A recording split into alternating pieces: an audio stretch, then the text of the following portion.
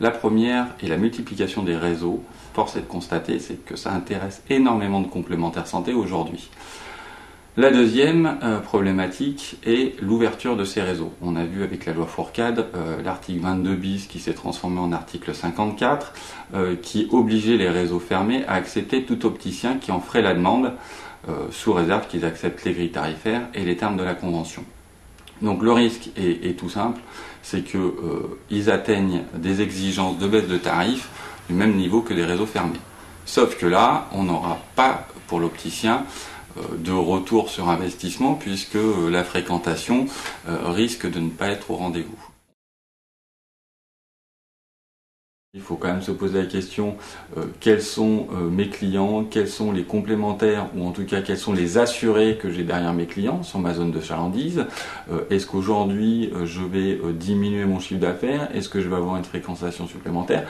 Donc aujourd'hui il y a quand même une étude de son magasin, de savoir comment il est constitué et si rentrer dans un réseau est intéressant ou pas. Pour revenir sur la loi, la bataille de la loi Fourcade de cet été, on est revenu à la situation antérieure, c'est-à-dire des mutuelles qui n'ont pas le droit de faire des remboursements différenciés. Je soulignerai plusieurs points. Un, que la profession a réussi à se mobiliser enfin massivement pour une problématique commune, qu'ils ont réussi à mobiliser au-delà de leur profession, de la profession d'opticien, et qu'enfin aujourd'hui les mutuelles qui vont continuer à faire des remboursements différenciés auront des circonstances aggravantes.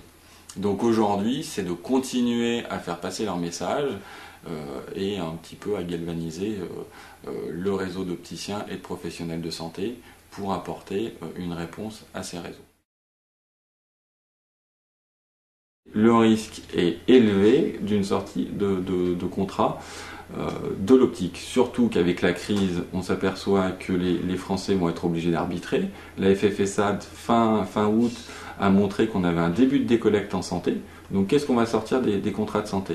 Est-ce qu'aujourd'hui, on est toujours sur « je ne peux pas payer plus, donc je diminue l'ensemble de mes garanties sur tous les postes » ou est-ce que je vais sortir une ou deux garanties pour garder le même niveau de cotisation et le même niveau de garantie? Donc qu'est-ce qu'on sort? L'hospitalisation, le dentaire, les consultations, les analyses, les radios ou l'optique? Aujourd'hui, l'optique arrive en tête. Pour faire face, il faut bien évidemment revoir le modèle économique de l'ensemble de la chaîne. Que ce soit les opticiens qui seront touchés en premier, mais derrière les verriers, les centrales d'achat, de revoir aujourd'hui les emplacements en termes de coûts. Si on doit baisser chaque année le prix des verres et des montures, est-ce que l'emplacement en termes rapport qualité-prix est intéressant?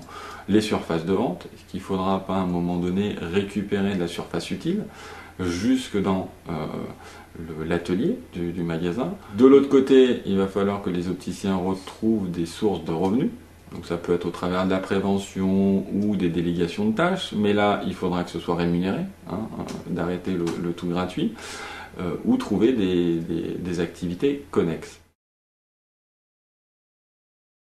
On a eu l'astronomie, encore certains magasins sont sur de l'astronomie, mais ça peut être aujourd'hui sur tout ce qui est protection, de lunettes particulières, que ce soit de plongée, que ce soit pour le tennis, que ce soit pour le vélo, et aller même éventuellement sur des petites parties librairies, sur des livres spécialisés sur l'optique ou ce genre de problématiques. Donc l'opticien doit revoir aujourd'hui son magasin à dire est-ce que je vends uniquement des montures et des verres.